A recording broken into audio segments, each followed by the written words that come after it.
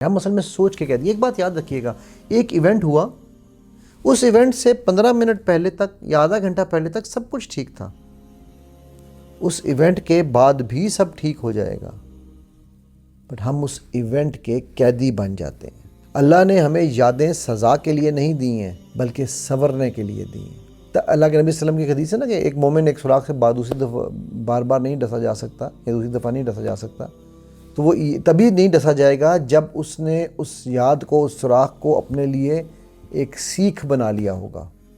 ہم سیکھتے نہیں ہیں. اور اگر کوئی تکلیف آئی ہوئی تھی تو ان مع العسر یسرا، اللہ سبحانہ وتعالیٰ کہہ رہے ہیں قرآن میں ہر مشکل کے ساتھ آسانی ہے، بات بھی نہیں کہا. ٹھیک ہے، تو آپ اس کا مطلب ہے کہ آپ دیکھ غلط ڈائریکشن میں رہے تھے، آپ دیکھ مشکل کی ڈائریکشن میں رہے تھے، دردناک ماضی، ٹھیک ہے، وہ آپ کو نظر آ رہا ہے نا، آپ ابھی اسی ڈائریکشن میں دیکھ رہے ہیں. شفا تو دوسری ڈائریکشن میں پڑی ہوئی تھی، آپ نے وہاں دیکھا ہی نہیں. آپ کے سامنے تھی، نظروں کے سامنے، لیکن آپ بالکل معوف ہو گیا، آپ کا ذہن. وہ ایک لمحہ تھا، گزر گیا.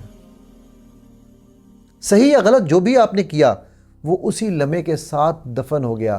اس کے اثرات ساری زندگی کے لیے نہیں ہیں. گنہگار گناہ بھی کر لیں تو توبہ کے بعد پاک ہو جاتے ہیں. ہم عوام معاف نہیں کرتی، وہ ایک الگ بات ہے. ٹھیک ہے، ہم اس کو ہیل ہونے نہیں دیتے، ہم اس کو بار بار کوریتے ہیں، بار بار کوریتے ہیں. سو اس بات کو سمجھنا ہے، یاد ماضی عذاب ہے یا رب، چھین لے مجھ سے حافظہ میرا.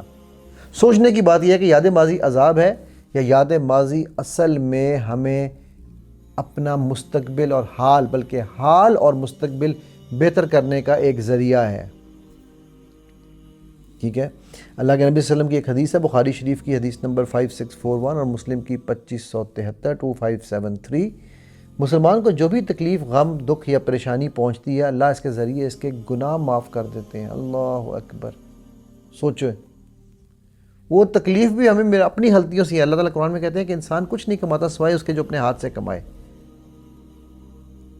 تو کمائی بھی تکلیف ہم نے، اور اللہ نے اس کو کیسے ہمارے لیے ری فریم کر دیا.